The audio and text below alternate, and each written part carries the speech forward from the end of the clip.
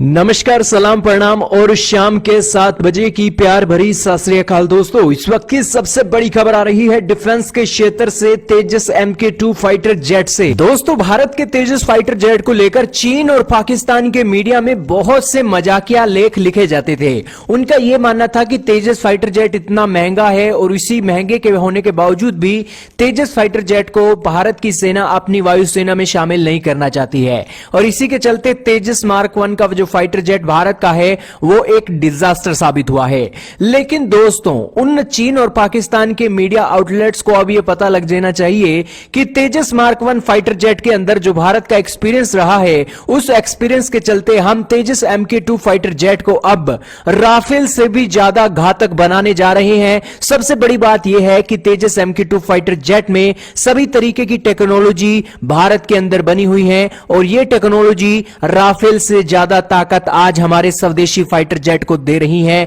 सिवाय अगर हम इंजन को छोड़ दे तो मिसाइल से लेकर इसके रडार क्रॉस सेक्शन और इसकी रडारों तक इसकी जो एक डेवलपमेंट है, प्रोडक्शन है, वो भारत में ही होने वाली है और इसी के चलते आज बहुत बड़ी अपडेट भी आ रही है। दोस्तों, आपको हमने कहा था कि तेजस MK1 में जो भी हमारा एक्सपीरियंस है और इसी के साथ जो भी हमारी कमियां थी वो तेजस MK2 में पूरी होंगी। लेकिन अब यह खबर आ रही है कि भारत एमका फाइटर जेट भी बना रहा है। एमका फाइटर जेट बनाने के लिए जो स्टील्थ कोटिंग की जानी है वो स्टील्थ कोटिंग भी भारत ने तैयार कर ली है। और दोस्तों, जब सभी चीजें घर की हो तो आखिरकार क्यों ना बेहतरीन से बेहतरीन टेक्नोलॉजी हम अपने छोटे से भी छोटे फाइटर जेट में देकर उसे स्टील्थियर क्यों ना बना दे। तेजस MK2 फाइटर जेट के ऊपर ADA ने क्लैरिटी दी है कि तेजस MK2 फाइटर जेट में हम स्टील्थ कोटिंग करेंगे। दोस्तों, एक बात आप यहां पर समझिए कि अगर हमारे पास स्टील्थ कोटिंग एक ना होती तो हम ये स्टील्थ कोटिंग के लिए दुनिया के दूसरे देशों पर निर्भर होते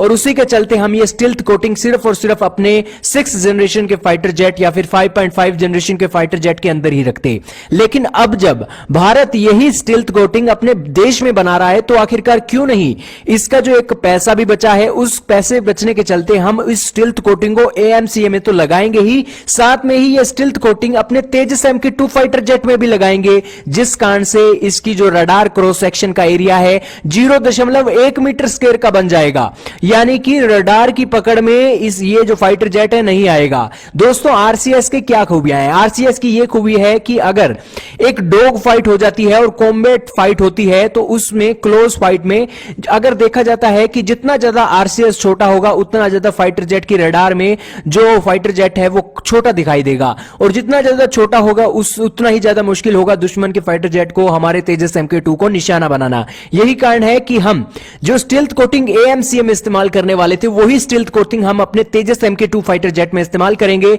जिस कारण से इसका RCS भी कम होगा और ये एक घातक फाइटर जेट होगा, राफेल से भी घातक होगा। दोस्तों, खास बात यह है कि 2025-26 तक हमारा जब तेजस MK2 प्रोडक्शन में होगा तब तक हम अस्त्रा मार्क 3 मिसाइल भी तैयार कर लेंगे। इसकी खास बात यह है कि ये एयर टू एयर 350 किलोमीटर तक वार कर सकती है। दोस्तों, अस्त्रा मार्क 1, मार्क 2, मार्क 3 का जो प्रोडक्शन और टेस्ट की प्रक्रिया अभी चलेगी, ये सभी के सभी स्वदेशी तकनीक से बनाई हुई हैं जो भारत की ताकत को तिगुना बढ़ा रही हैं। यही कारण है कि हम आज कह रहे हैं कि स्टील्थ कोटिंग से लेकर घातक मिसाइलों तक, ब्रह्मोस हो या फिर अस्त्रा मार्क 3 की मिसाइलें हो, आज हमारा तेजस MK2 फाइटर जेट आज राफेल से भी ज्यादा घातक होने जा रहा है। और दोस्तों, ये तेजस MK2 ना सिर्फ चीन के नाक में नकेल डालेगा बल्कि पाकिस्तान के लोगों के भी मुंह बंद करवा देगा, जो हमारे तेजस फाइटर जेट को कहते थे कि तुम्हारी सेना ही नहीं लेती है इसे, तो आखिरकार तुम ये कर ही क्या रहे हो तेजस फाइटर जेट में। लेकिन अब ये तेजस MK2 फाइटर जेट उनके अब्बा जान चीन को भी फटका नहीं देगा